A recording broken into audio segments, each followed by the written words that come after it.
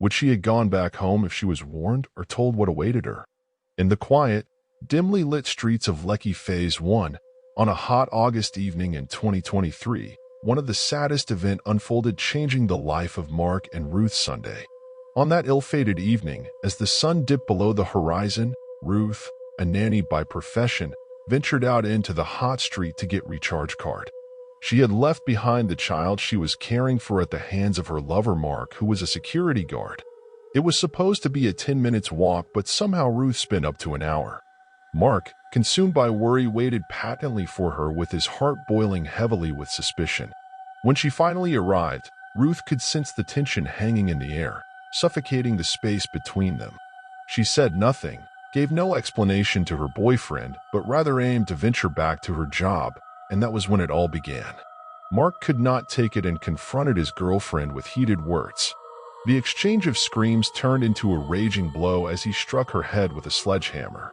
The once noisy room was turned into a silent graveyard as Ruth landed on the floor and Mark stared blankly at his lover with the sledgehammer still in his hand. Regaining himself after seconds of shock, Mark fled out of the room, leaving the motionless body on the floor and the innocent sleeping baby in the room.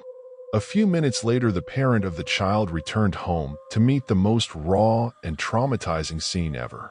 Without hesitation, they rushed Ruth to the hospital only to be informed that she was dead.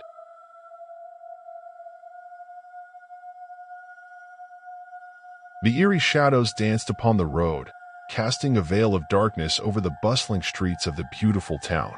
Among the throngs of people, Peace, a weary soul who sold sachet alcohol, found solace in her shop. Little did she know that the night would be the worst of its kind. But even if she knew, would the outcome have been any different? January 30th was a Sunday evening like any other. Victor, her lover, lingered nearby. He was watching her every move. A simple jest between Peace and a customer ignited jealousy within Victor. Peace smacked her, and that was how it started, fueling an inferno of rage and resentment as Victor complained throughout the day, accusing her of being unfaithful. After work that evening, 40 years single mom Peace retreated to her residence on Church Street with her boyfriend. That night, their voice echoed with their heated exchanges. Unable to control anger, Victor plunged a dagger into Peace's stomach.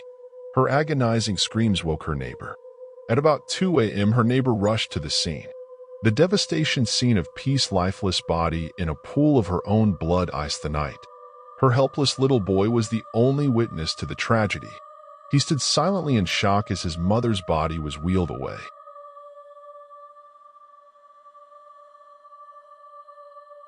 The air hung heavy with the promise of impending doom as June prepared for her ill-fated rendezvous with death.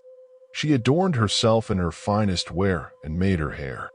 She was going to see Zacchaeus, her boyfriend, and needed to look her best, but was that a mistake? Zacchaeus, a recluse by nature, was also a quiet man that no one really knew about. He hardly went out or associated with others in his neighborhood, and that was weirdly suspicious.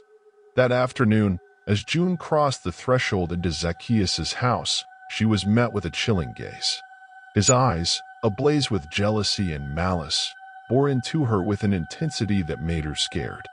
Instead of complimenting her beauty and welcoming her with hugs as lovers should, Zacchaeus began with questions. How did she afford the hairdo? And the makeup?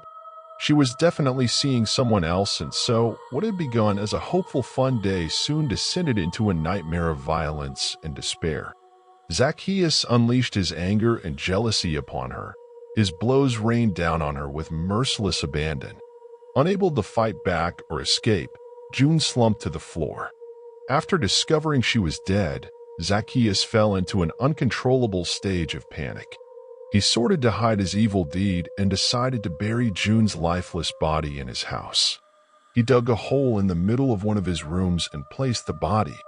Not satisfied with his work, Zacchaeus went into town, got a new mattress, and used it to cover the new grave. But unluckily for him, after a few days, the stench of her body drew the attention of neighbors and the authorities.